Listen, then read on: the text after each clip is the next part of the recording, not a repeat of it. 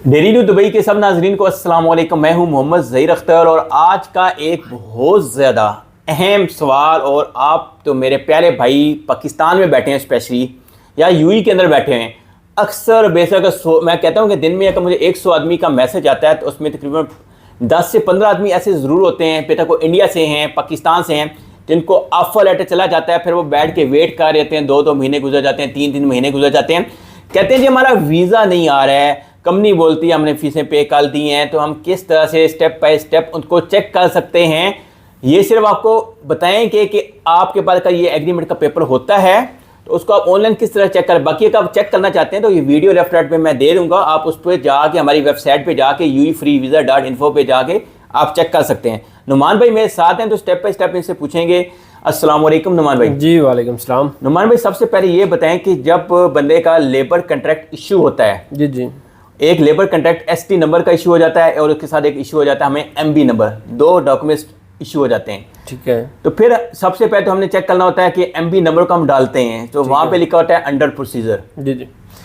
ज़हीर भाई, उसमें ये चीज़ है कि जब आप ने वीज़ा अप्लाई कर दिया है, लेबर में वीज़ा अप्लाई करने के बाद आपका स्टेटस आ गया अंडर प्रोसेस। अंडर प्रोसेस एक तो मैंने आपको एक पिछली वीडियो में भी हमने जिक्र किया था कि जो आपका एमबी आ रहा है ऑफर लेटर के ऊपर, उसको आपने जो लास्ट डिजिट है उसको आपने एक डिजिट पीछे करना है। फॉर एग्जांपल वो लास्ट पे आ रहा है 8, तो आपने उसको 7 लिख के सर्च करना है, तो वो आपका एग्जैक्ट स्टेटस बताएगा। और नीचे कंफर्मेशन के लिए कि ये वाकई हमारा स्टेटस बता रहा है, नीचे आपकी कंपनी का नाम आ रहा होगा जब आप स्टेटस चेक कर रहे हैं। उधर अंडर प्रोसेस आ रहा है या उधर जो है वो आपकी ट्रांजैक्शन पेंडिंग आ रही है, नवाकस लिखा हुआ है, कुछ मतलूब उन्होंने किया हुआ है कि हमें कोई डॉक्यूमेंट मिसिंग है वो दोबारा से स्कैन करवाएं,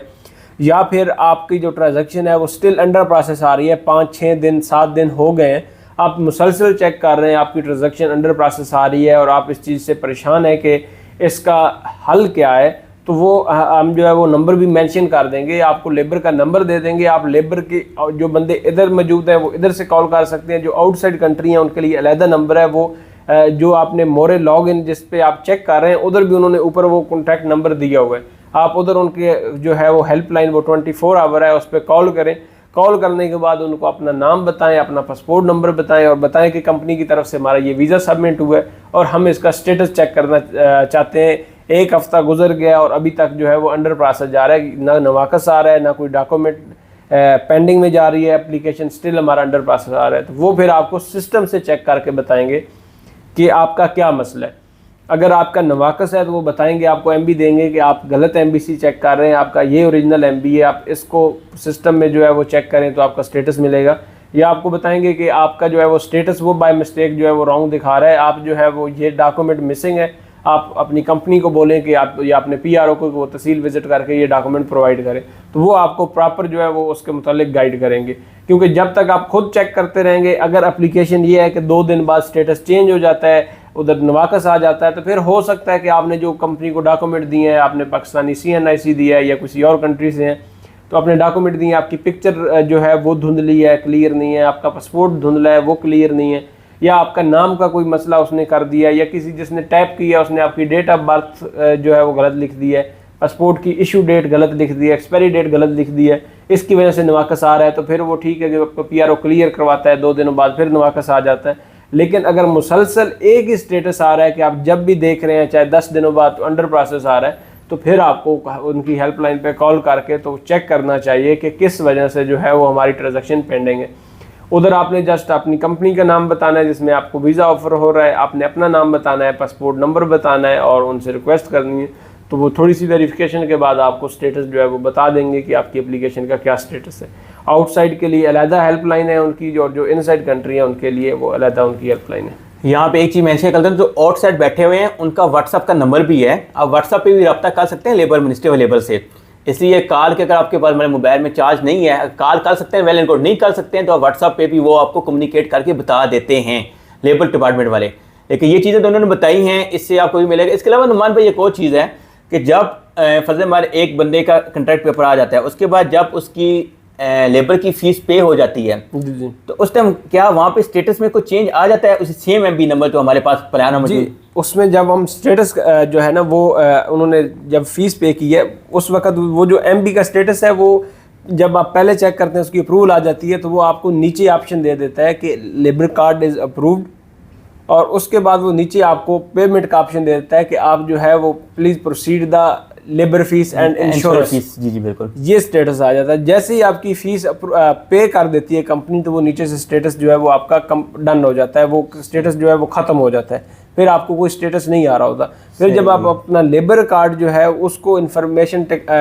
जो आपने वो वेबसाइट दी हुई है मोरे की, उसमें आप वो जाके जिधर वो आ रहा है एप्लीकेशन स्टेटस, उसी ऑप्शन में नीचे जो है वो इलेक्ट्रॉनिक वर्क परमिट इन्फॉर्मेशन का ऑप्शन आ रहा होता है, उधर आपने लेबर कार्ड नंबर देना है। तो उधर वो ट्रांजैक्शन नंबर के आगे अगर वो कांटा लगा हुआ है तो समझे कि अभी तक आपकी फ़ीस नहीं कंप्लीट हुई। अगर वो टिक हो गई है, वो ग्रीन टिक लग गई है, तो उसके मतलब ये है कि आपने अपनी लेबर फीस जो है वो प्रोसीड कर दी है। सही, यानी कि इसका मतलब ये है कि MB नंबर डालते हैं और नीचे लिखा हुआ आ रहता है कि अभी तक आप अपनी यानी कि लेबर की फ़ीस और इंश्योरेंस फीस लेबर की वो पे करें। जी जी सही है, तो ये लिखा हुआ आ रहा है, तो इसका मतलब ये है कि अभी तक कंपनी ने आपने पे नहीं की है। जी जी। उसके बाद जी भाई ये होता है कि जब लेबर क्लियर हो जाती है, लेबर से वीज़ा चला जाता है, इमिग्रेशन में वीज़ा निकल जाता है, सॉरी लेबर से डन हो जाता है, इमिग्रेशन में अप्लाई हो जाता है, फिर बंदों को नहीं पता कि बंदे तो जब जो बंदे आउटसाइड बैठे हैं, जब उन्होंने कंपनी ने कह दिया कि आपका वीज़ा लेबर में अंडर प्रोसेस है, तो उनको लग रहा होता है कि जैसे कहते हैं कि अप्रूव हो गया कि हमारा वीज़ा आ गया। लेबर से अलहदा अप्रूवल आती है, उसके बाद लेबर फीसेस पे होती हैं, फिर इमिग्रेशन में वीज़ा डलता है, और फिर इमिग्रेशन का वो कहते हैं कि अब दोबारा से अंडर प्रोसेस वीज़ा कैसे हो गया। उसका भी यह है कि आपने कंपनी से अपनी एप्लीकेशन मंगवा लें, और एक दुबई नाउ के नाम से एप्लीकेशन है जो हमारी वेबसाइट है, उस पर भी जो है वो लिंक दिया हुआ है हमने। बाकी वो दुबई नाउ के जो है वो एप्लीकेशन, उसमें भी नीचे जो आप एप्लीकेशन स्टेटस का ऑप्शन आता है, उस पर वो एप्लीकेशन नंबर जो है वो पुट करेंगे तो आपको आपके वीज़े की डिटेल आ जाएगी कि आपके वीज़े का भी स्टेटस क्या है, अंडर प्रोसेस है या नवाकस कोई आया हुआ है या अप्रूव्ड हो गया। तो फिर आप अपनी कंपनी से रब्ता करके वीज़ा मंगवा सकते हैं। यानी कि आपको एक चीज़ ऐड करता जाऊँ यहाँ पे कि जब अक्सर मोस्टली कंपनियाँ जब लेबर की फ़ीस पे कर देती हैं, आपकी इंश्योरेंस पे कर देती हैं, उसके बाद चांस यही होता है 95% तक कि आपका वीज़ा आ जाता है, क्योंकि मेन फीस तो सबसे ज़्यादा होती है वो लेबर की फ़ीस होती है। लेबर की फ़ीस पे हो जाती है, उसके बाद कंपनी का वीज़ा मेन है कि जब आपका MB नंबर के नीचे लिखा हुआ है ना कि नहीं ख़त्म हो जाता है कि ऑलरेडी फ़ीस पेड हो गई है, क्लियर है, वहाँ पे नहीं ये चीज़ आ रही है, इसका मतलब कंपनी ने ऑलरेडी पे कर दी, उसके बाद में 10 से 15 दिन वेट करें कि इंशाल्लाह आपका वीज़ा भी आ जाएगा, ज़्यादा चांस यही होता है। ये कोई इन्फॉर्मेशन थी स्पेशल उन सब के लिए जिनके नए वीज़े अप्लाई हुए हैं। ये एक इन्फॉर्मेशन ऐसी है जो आपको पूरे यूट्यूब पे नहीं मिलेगी, आप चेक कर सकते हैं, जो चीज़ें बताई हैं कोई भी आपको नहीं बताएगा। बताने का मकसद यही है कि सदका जारिया समझ को आके शेयर करें, उन लोगों के साथ पहुँचाएँ हर उस भाई तक जो UAE का वीज़ा अप्लाई करता है, उनको पता हो स्कैम से और फ्रॉड से वो बच सकें।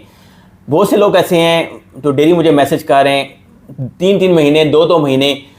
होते हैं। एक और सवाल मुझे यहाँ इसमें याद है, नुमान भाई ये मुझे बताएं, जिन लोगों के ऑलरेडी 2-2 महीने गुजर चुके हैं, वो लेबर कॉन्ट्रैक्ट लेके बैठे हुए हैं, क्या उनका वीज़ा निकलेगा? जी उसमें यह है कि अगर जिनका 2 महीने हो चुके हैं, वो भी उनका यही है कि या कोई नवाकस आया हुआ है या कोई उनकी एप्लीकेशन किसी वजह से पेंडिंग है और वो स्टेटस चेक करें, क्योंकि इतना ज़्यादा लेबर टाइम नहीं लेती।